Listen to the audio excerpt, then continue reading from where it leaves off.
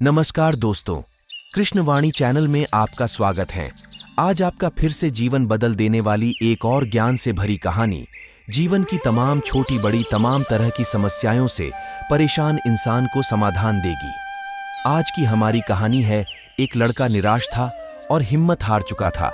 तभी एक संत ने उसे समझाया, निराशा से कैसे बचना चाहिए। कोरोना महामारी की वजह से पिछले 2.5 साल में काफी लोगों का जीवन पूरी तरह बदल गया है। बहुत से लोगों के अपने घर परिवार के लोग कोरोना की वजह से इस दुनिया में नहीं हैं। कुछ लोगों की नौकरी नहीं रही, किसी का व्यापार खत्म हो गया। अब धीरे धीरे हालात सामान्य हो रहे हैं, लेकिन फिर काफी लोग निराशा का सामना कर रहे हैं। निराशा से कैसे बच सकते हैं, इस संबंध में एक लोक कथा प्रचलित है। कथा में एक लड़का हिम्मत हार गया था और अपने जीवन से ही निराश हो गया था। वह आत्महत्या करना चाहता था, लेकिन तभी उसे एक संत मिले और संत ने उस लड़के की सोच बदल दी। जानिए, ये कहानी एक लड़का घर परिवार और धन संबंधी समस्याओं से लड़ते लड़ते थक गया था। उसकी उम्र ज्यादा नहीं थी, लेकिन वह रोज रोज के विवादों से तंग हो गया था। एक दिन हिम्मत हार कर वह आत्महत्या करने के लिए निकल पड़ा। चलते चलते एक जंगल में पहुंच गया। जंगल में काफी दूर चलने के बाद भी उसका मन शांत नहीं हुआ। जंगल बहुत ही घना था, वहां जंगली जानवरों का भी खतरा था। तभी उसे एक छोटी सी झोपड़ी दिखाई दी।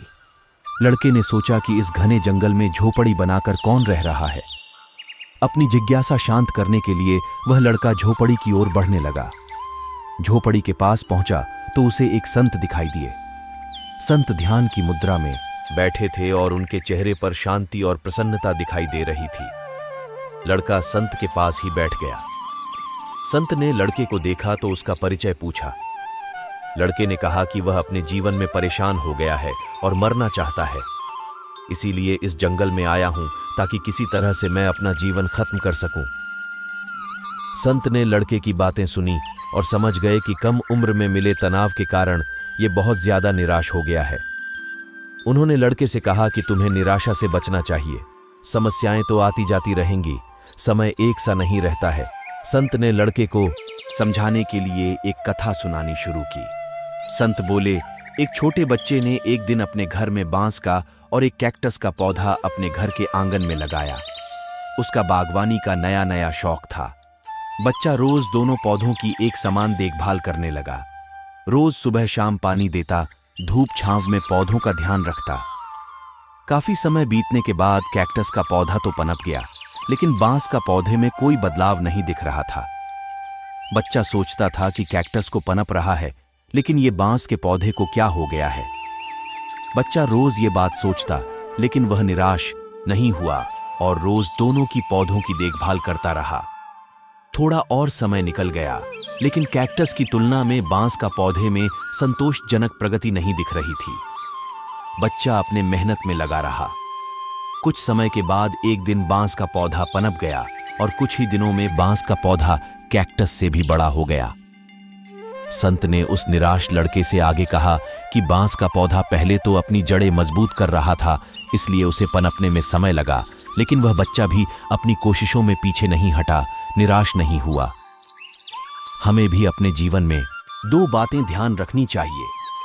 पहली बात तो यह है कि हालात कैसे भी हों, सकारात्मकता और धैर्य न छोड़ें। दूसरी बात यह है कि पहले हमें अपनी जड़ें मजबूत करनी चाहिए। अगर हमारा आधार मजबूत होगा तो हमारा काम तेजी से आगे बढ़ेगा। सकारात्मकता और धैर्य रखेंगे तो जीवन में जल्दी ही संतोषजनक बदलाव दिखाई दे सकते हैं। दोस्तों, आज की कहानी आपको कैसी लगी कमेंट में जरूर बताएं और ऐसे मोटिवेशनल वीडियो देखने के लिए हमारे चैनल को भी सब्सक्राइब जरूर करें, ताकि आपके लिए ऐसी मोटिवेशनल वीडियो हमेशा आपके लिए लाता रहता हूं। चलिए दोस्तों, मिलते हैं कुछ और नई कहानी के साथ। तब तक के लिए जय हिंद, जय भारत। जहां पर रहे खुश रहे और खुशियां बांटते रहे।